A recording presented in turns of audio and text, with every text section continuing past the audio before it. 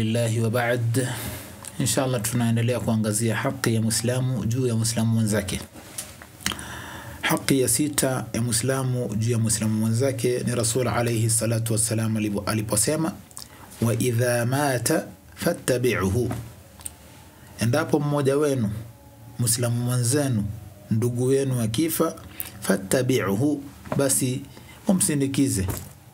Bimaana mtu akiwa atakufa na ako kati yenu na ni Muislamu mwenzenu, ni ndugu wenu Muislamu, na tulivyosema mwanzoni, undugu wa Uislamu hapo sio undugu wa damu peke yake, bali ni undugu wa dini.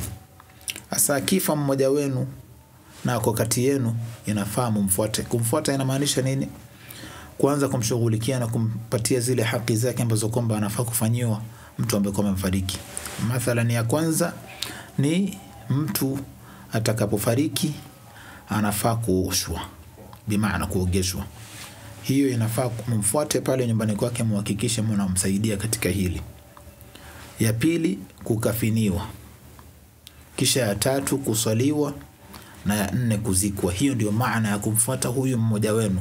Kuanzia nyumbani kwake pale alipofariki anafaa kufanyiwa hizi haki nne mpaka atakapozikwa. Hii ni haki ya Muislamu juu ya kila Muislamu.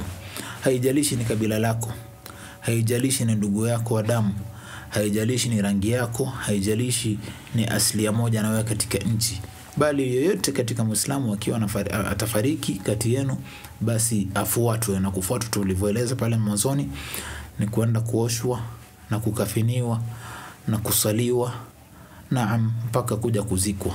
Naam, na imekuja katika hadithi fadhila ya mtu ambaye kwamba ataenda kumfuata mwenzake kuanzia mwanzoni wa process mpaka kwenda kumzika, atalipwa qiratan.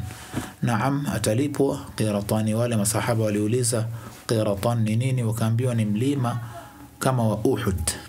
Thawabu ni mfano wa mlima wa Uhud mara mbili, kwa ajili ya kufanya hayo ama kufanya hii haki ya sita ya Muislamu juu ya Muislamu mwenzake. Ni thawabu kubwa bila shaka, ambayo kwamba naam, wengi walikuwa labda wanafuata na hawafahamu. Lakini ukishafahamu kwamba kuna thawabu kama hiyo, mlima wa Uhud na ukubwa wake mara mbili, unapata thawabu kiasi hiyo kwa kuenda kumsaidia mtu aliyekufa kuanzia mwanzoni wa process mpaka mwisho, utapata hiyo. Basi itakuwa ni aula zaidi sisi kama Waislamu kuweza kushikamana na mafunzo haya, na tumuomba Allah Azza wa Jalla tujalie miongoni mwa wale ambao kwamba wanasikia khairi na kufuata na kujepusha na wale ambao kwamba alayhi salatu wasalam ametuzuia. Barakallahu fikum, subhanakallahumma bihamdik, ashhadu an la ilaha illa ant, astaghfiruka wa atubu ilaik.